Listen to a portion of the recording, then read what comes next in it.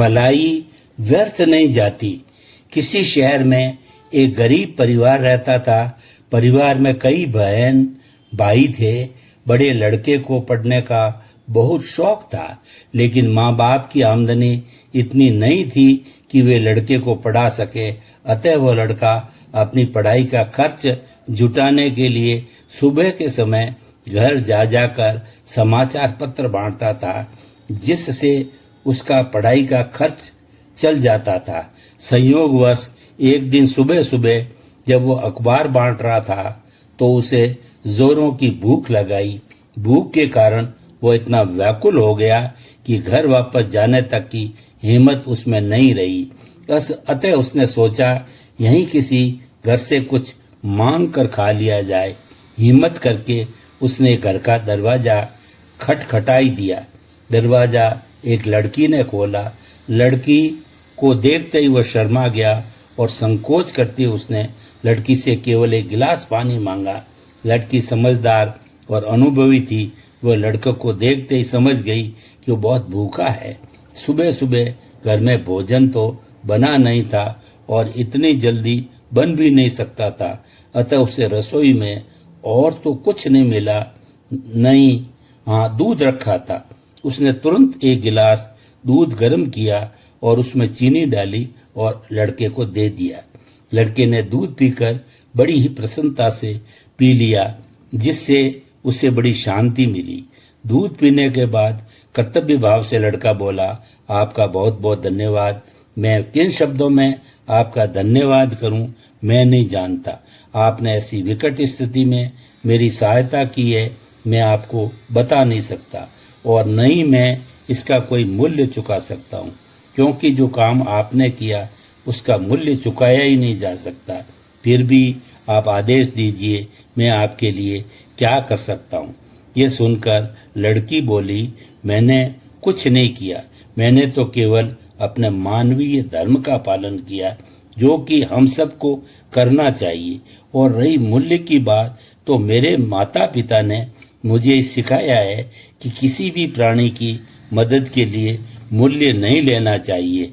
मैं आपसे कुछ नहीं ले सकती, अतः अब आप सब बात छोड़िए और खुशी खुशी अपना काम कीजिए और जीवन में आगे बढ़िए।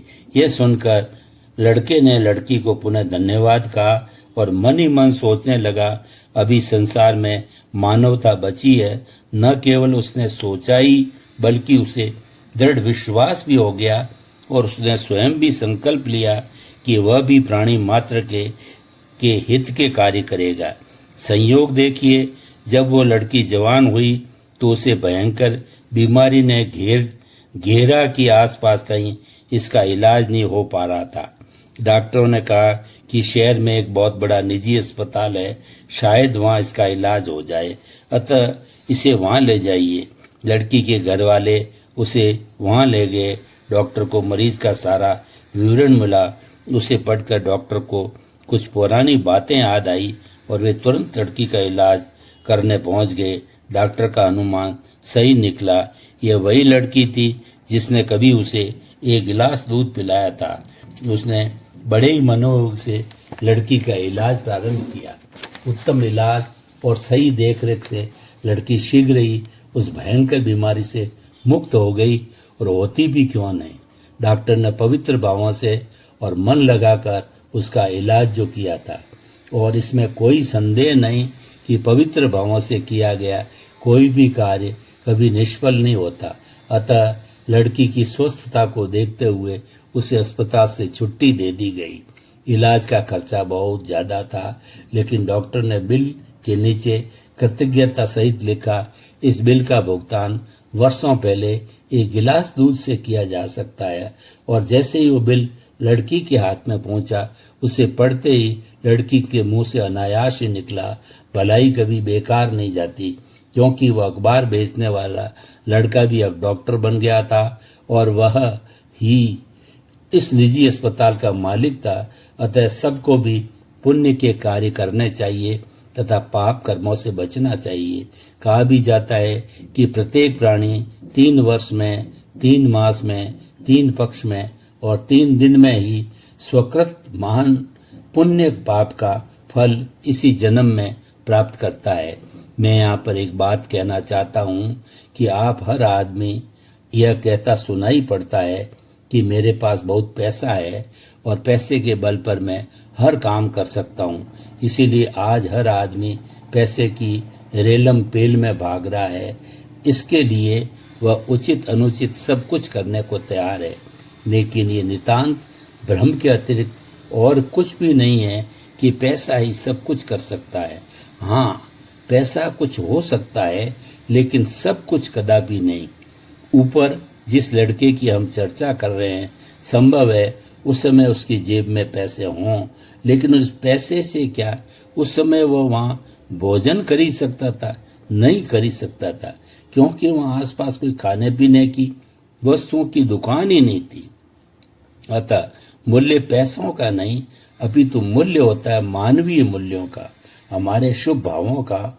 और मैं तो यहाँ तक मानता हूँ कि सृष्टि में जो भी खेल चल रहा है वह सब भावों विचारों का ही खेल है, इसके अतिरिक्त कुछ नहीं।